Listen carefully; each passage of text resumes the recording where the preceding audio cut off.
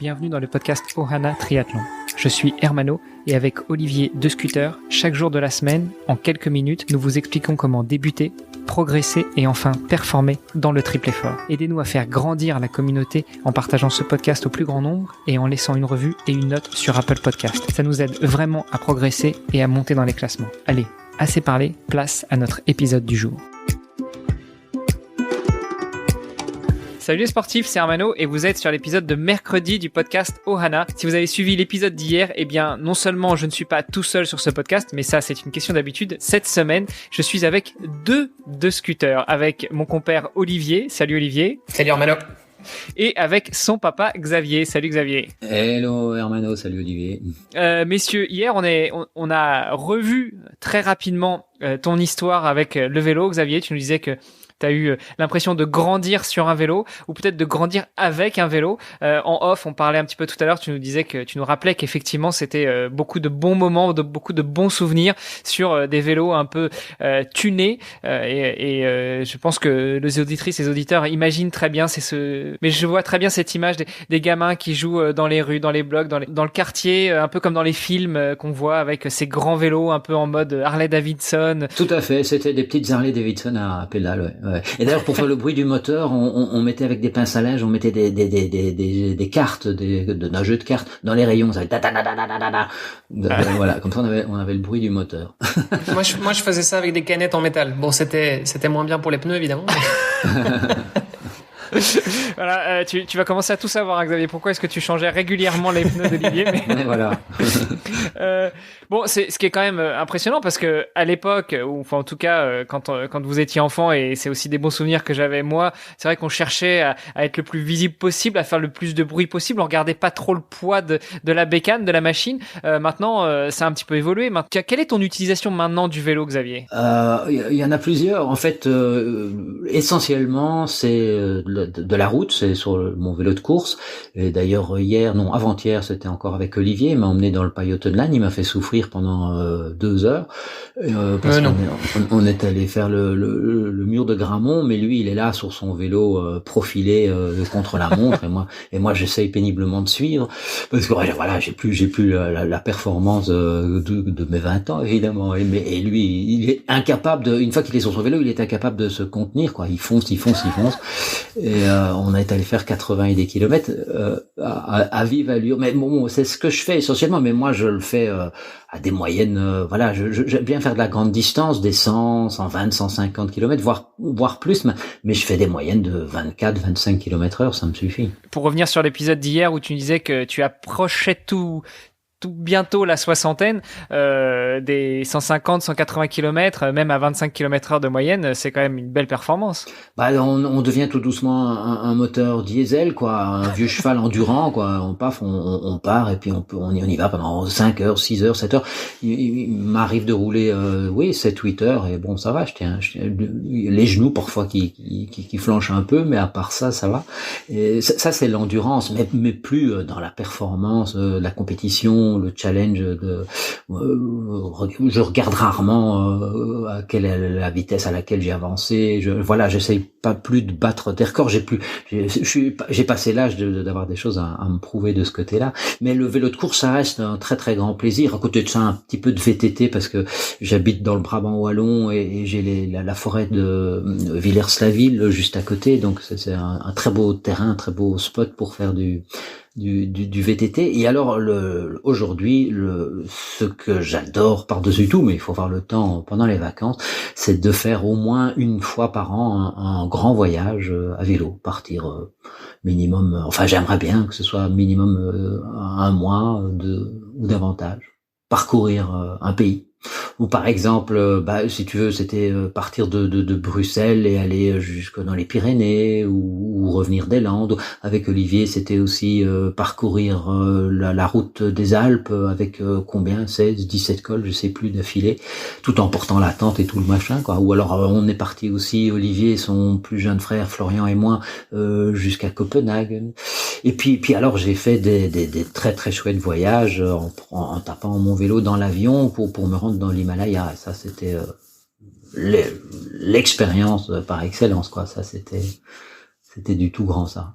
Ah ouais, donc ça, j'imagine. Alors, bah, justement, est-ce que tu peux nous en dire un petit peu plus sur ce voyage vers l'Himalaya? On rentrera beaucoup plus dans les détails sur cet aspect-là du voyage demain, mais rapidement, comment est-ce que t'es venu l'idée? Quand est-ce que c'était? Comment est-ce que t'as organisé ça?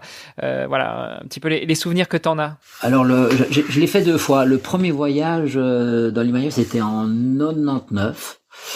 Et pourquoi j'ai eu envie de faire ça? Tout simplement parce que ça réunissait 3 de mes centres d'intérêt ou 3 de mes passions. Bon, le vélo évidemment, et puis 2, la montagne. J'adore la montagne. Je trouve que on y respire mieux, il y a moins de monde, tout est plus pur. Les gens qu'on y rencontre sont plus rudes, mais j'aime bien les montagnards.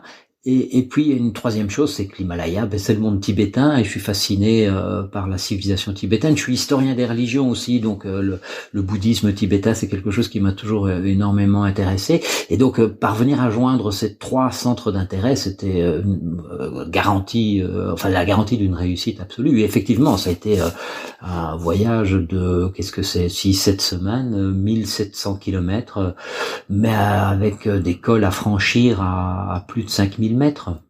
Il y a un col au-dessus de Leh, qui donc se trouve au Ladakh, où on est sur le territoire de la République indienne, mais dans le domaine tibétain. Et il y a là le plus haut col du monde. La plus haute route du monde, elle est à 5680, je sais plus. Mais je l'ai fait d'ailleurs avec le petit frère d'Olivier, avec Florian, lors du 2e voyage. Et là, c'est quelque chose de fantastique, parce que pédaler à cette altitude-là, c'est une expérience absolument inouïe. On peut pas, nous, ça n'a rien à voir avec ce qu'on peut faire, évidemment, ici, même dans les Alpes, quoi. On est au-delà de 3000, au-delà de 4000, au-delà de 5000, et on arrive à 5006. Moi, je me souviens très bien que j'essayais péniblement, non, je n'y arrivais pas, j'essayais sans y parvenir de faire monter le compteur kilométrique à plus de 7 km à l'heure. Je me dis, allez, je vais essayer de faire du 8, quoi, parce qu'on est à la limite de la rupture d'équilibre. Parce que en plus, c'est des pistes caillouteuses, c'est pas du bon macadam, vous pouvez l'imaginer. Et impossible, quoi. Dès que j'essayais d'atteindre le 8, il y avait les poumons qui explosaient, quoi. Les jambes se mettent à trembler. Bon, il faut regarder sous la pédale parce que c'est des ascensions. Je me souviens d'une ascension, de 60 kilomètres. 60 kilomètres de côte, quoi. Alors là, bon, c'était moins raide, évidemment. 60 kilomètres de route, c'était pas un Mont Ventoux, mais c'était du 6, 7, 8% peut-être, mais pendant 60 kilomètres, avec des cailloux, des nids de poules, donc et puis il faut trimballer sa tente aussi, parce que c'était en indépendant. Alors tu me demandais comment j'avais préparé, préparer ça, c'est grosse partie de la préparation, c'était préparer la nourriture. Il fallait être indépendant pour la nourriture, parce que c'est un paysage lunaire, hein. Le Ladakh, c'est un cratère lunaire. Il y a rien. Il y a pas une pousse. Il y a pas enfin oui, il y a de temps en temps un aigle. Il y a de temps en temps un yak, mais sinon il y a pas de vie, quoi. Il y a des nomades tibétains. Il y a des monastères tibétains. Autour du monastère, il y a un peu d'agriculture, mais sinon il y a absolument pas moyen de trouver un petit magasin au coin de la rue pour s'acheter son sandwich, quoi. Donc je partais avec des lyophilisés, avec des barres énergétiques en guise de petit déjeuner, parce que c'était ça ou c'était rien. Donc j'ai maigri pas mal. Je suis pas très gros, mais je suis revenu de ce voyage, je pesais vraiment pas très lourd. Et il y avait un gros problème, c'était l'approvisionnement en eau, évidemment. Donc là, j'avais un filtre Catadine. C'est une espèce de grosse pompe qui permettent de tirer de l'eau de n'importe quelle flaque en la rendant buvable.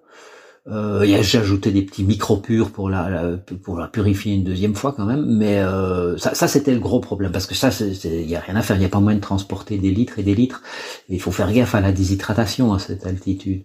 Donc c'était arrivé le soir, bivouac sur un plateau désertique avec une voûte céleste extraordinaire, tout seul de chez tout seul. Il m'arrivait de ne pas croiser la moindre personne, la moindre ombre humaine pendant plusieurs jours, 2-3 jours. Donc je commençais à causer à mon vélo parce que je devenais dingue. Enfin, je devenais dingue, non, j'adorais ça, mais j'avais besoin de parler. Donc je parlais à mon vélo et je lui racontais, tu vois, je vais me faire un poulet curry ce soir, donc avec mes petits lyophilisés, ou ce sera non, un bœuf stroganoff. Mais alors manger un poulet curry à 3000 mètres d'altitude en bivouacant, c'est quelque chose de fabuleux. C'est des grands souvenirs, ça.